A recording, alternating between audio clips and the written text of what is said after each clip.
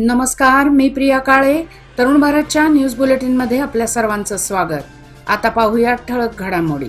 दक्षिण कर्नाटकातील 14 लोकसभा मतदारसंघात आज शुक्रवारी पहिल्या टप्प्यात मतदान पूर्ण झाले. दुपारी 3 वाजेपर्यंत 14 लोकसभा मतदारसंघात एकूण 58.76% इतके मतदान झाले.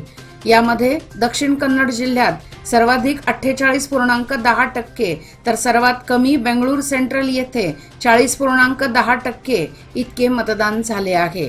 प्रचंड उष्म्यामुळे मतदानाचा टक्का घसरल्याने उमेदवारांनी याचा धसका घेतला आहे. बेळगाव शहरात मराठी व कन्नड भाषिक एकोप्याने राहत असून राष्ट्रस्तरीय निवडणुकीत उभय भाषिक भाजपलाच पाठिंबा देतील असा विश्वास भाजप लोकसभा उमेदवार जगदीश शेट्टर यांनी व्यक्त केला.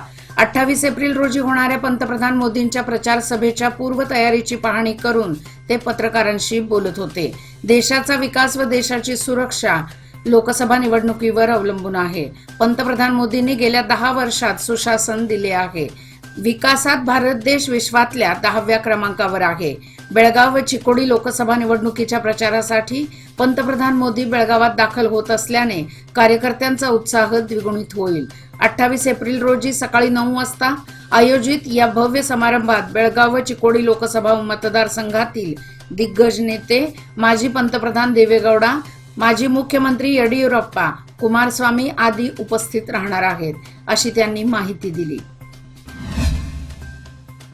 राज्यातील काँग्रेस सरकार खोटे आश्वासनं देत शेतकऱ्यांची कर्जमाफीकडे दुर्लक्ष करीत असल्याचा आरोप माजी मंत्री व जेडीएस प्रमुख बंडेप्पा काशपूर यांनी केला. ते आज बेळगाव शहरात बोलवण्यात आलेल्या पत्रकार परिषदेत बोलत होते. भाजप जेडीएस युतीमुळे काँग्रेसच्या नेत्यांना पराभवाची जाणीव झाली आहे. गॅरंटी योजना जारी करून काँग्रेस सरकार जनतेची दिशाभूल करत आहेत. भाजप व जेडीएस युतीचे सरकार सत्तेत असताना अशा प्रकारच्या गॅरंटी योजना नव्हत्या. मात्र सरकारच्या सर्व योजना जनतेपर्यंत पोहोचत होत्या. राज्यात जेव्हा जेडीएसची सत्ता होती त्या काळी शेतकऱ्यांची कर्जमाफी करण्यात आली होती. विद्यमान काँग्रेस सरकार शेतकरी वर्गाकडे साफ दुर्लक्ष करत आहे. कर्नाटकातील जनतेच्या भावनेशी खेळ करत आहे. देशभरात मोदींची लाट असून काँग्रेस नेत्यांना निकालाच्या दिवशीच उत्तर मिळणार आहे, असेही ते म्हणाले. या प्रसंगी जेडीएस व भाजपचे पदाधिकारी व इतर उपस्थित होते. लोकसभा निवडणुकीच्या पार्श्वभूमीवर तालुक्यातील हिटणी तपास नाक्यावर 2,65,000 रुपये जप्त करण्यात आले आहेत. या रकमेविषयी संबंधितांकडे कोणत्याही कागदपत्रांचा तपशील नसल्यामुळे ती रक्कम जप्त करण्यात आल्याची माहिती तपास अधिकाऱ्यांनी सांगितली. गडहिंग्लजकडून मर्डीमठकडे निघालेल्या कारची हिटणी तपास नाक्यावर तपासणी केली असता यामध्ये 2,65,000 रुपये रोख स्वरूपात सापडले आहेत. काशिम सय्यद भंडगाव असे कार चालक मालकाचे नाव आहे. ही कारवाई डी बसवराज, संजीव पुजारी, सोमशेखर गुंडद व पोलीस कर्मचाऱ्यांनी केली आहे.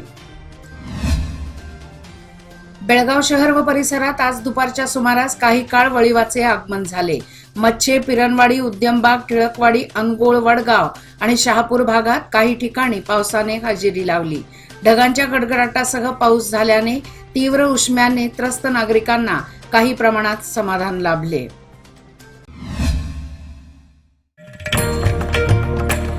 बेंकनहळ्ली ग्रामदैवत श्री महालक्ष्मी यात्रोत्सवास येणाऱ्या सर्व भक्तांचे हार्दिक स्वागत. स्वागतोत्सुक अध्यक्ष, उपाध्यक्ष, सदस्य, ग्रामविकास अधिकारी, सेक्रेटरी व कर्मचारी वर्ग, ग्रामपंचायत बेंकनहळ्ली. महिलांची शक्ती हीच समृद्ध भविष्याची निर्मिती. लोकमान्य घेऊन आले आहेत महिला उन्नती योजना, जी देते तुमच्या गुंतवणुकीवर 10% आकर्षक व्याजदर फक्त 500 दिवसांकरिता. किमान गुंतवणूक 10,000 रुपये. अधिक माहितीसाठी आजच कॉल करा 1800-212-4050. योजना फक्त महिला सभासदांकरिता. नियम अटी लागू. लोकमान्य, जिथे पैसे वाढतात आणि नातं वृद्धिंगत होतं. आज दुपारी झालेल्या पावसामुळे बेळगाव शहरातील क्रांतीनगर येथील गटारीचे दुर्गंधीयुक्त पाणी रस्त्यावर वाहू लागले. ऐन बेंकनहळ्ली यात्रेच्या काळात ही समस्या निर्माण झाल्याने स्थानिकांची तारंबळ उडाली. नाले गटारीच्या अस्वच्छतेचा प्रश्न आता ऐरणीवर आला असून याकडे बेंकनहळ्ली ग्रामपंचायतीचे दुर्लक्ष होत असल्याचा आरोप केला जात आहे. ही समस्या त्वरित दूर करून यात्रोत्सवाला येणाऱ्या भक्तांची अडचण दूर करावी, अशी मागणी होत आहे. हुक्केरीत हायटेक कोर्ट इमारत निर्माण करण्यासाठी प्रामाणिक प्रयत्न करून बहुदिवसीय मागणी पूर्ण करण्यात येईल, असे सार्वजनिक बांधकाम व बेळगाव जिल्हा पालकमंत्री सतीश जारकीहोळी म्हणाले. हुक्केरी न्यायालयाच्या सभागृहात चिक्कोडी लोकसभा उमेदवार प्रियांका जारकीहोळी यांच्या प्रचारार्थ आयोजित बैठकीत ते बोलत होते. तसेच त्यांनी या कार्यक्रमानंतर हुक्केरी शहरात ब्लॉक काँग्रेस कार्यालयाचे उद्घाटन करून गॅरंटी योजनांसंबंधी मतदात्यांमध्ये माहिती देण्याचे आवाहन केले. चिक्कोडी लोकसभा उमेदवार प्रियांका जारकीहोळी यांना निवडून देण्यामार्फत देशामध्ये काँग्रेसची सत्ता आणण्याचे आवाहन मंत्री सतीश जारकीहोळी यांनी केले. गोकाक शहरातील हिल गार्डन कार्यालयात आज राजकट्टी व शिरूर गावातील शेकडो भाजप कार्यकर्ते काँग्रेसमध्ये सहभागी झाले. त्यावेळी त्यांचे स्वागत करून ते बोलत होते. काँग्रेस पक्षाने विधानसभा निवडणुकीच्या वेळी जाहीरनाम्यात दिलेल्या 165 पैकी 158 आश्वासने पूर्ण केली असून देशाच्या विकासासाठी केंद्रामध्ये देखील काँग्रेसची सत्ता आणण्याचे आवाहन चिक्कोडी लोकसभा उमेदवार प्रियांका जारकीहोळी यांनी केले. निपाणी तालुक्यातील कारदगाव व भोज जिल्हा पंचायत व्याप्तीत येणाऱ्या प्रचार सभेत त्या बोलत होत्या. काँग्रेस पक्षाला आपले बहुमोल मत देऊन आपल्याला निवडून देण्याचे आवाहन त्यांनी यावेळी केले. या प्रसंगी माजी आमदार काकासाहेब पाटील, माजी मंत्री वीरकुमार पाटील व इतर उपस्थित होते. बीजगरणी कावळेवाडी व राकसकोप महालक्ष्मी यात्रेनिमित्त पाण्याची मोठी टंचाई जाणवली. यात्रेनिमित्त गावात येणाऱ्या भाविक व पाहुण्यांच्या सोयीसाठी सामाजिक कार्यकर्ते गोविंद टक्केकर यांनी आज 4 दिवस मोफत पाणी पुरवठा करून सामाजिक बांधिलकी जपली आहे. एप्रिल महिन्यात उन्हाची तीव्रता वाढली असताना ग्रामीण भागात पाणी टंचाईचा सामना करावा लागत आहे. प्रसंगी लक्ष्मी यात्रा असल्यास पाण्याचा वापर अधिक वाढतो. ही गरज ओळखून सामाजिक कार्यकर्ते गोविंद टक्केकर यांनी वरील भागात मोफत पाणी पुरवठा करून हातभार लावला आहे. त्यामुळे नागरिकांच्यातून समाधान व्यक्त करण्यात येत आहे.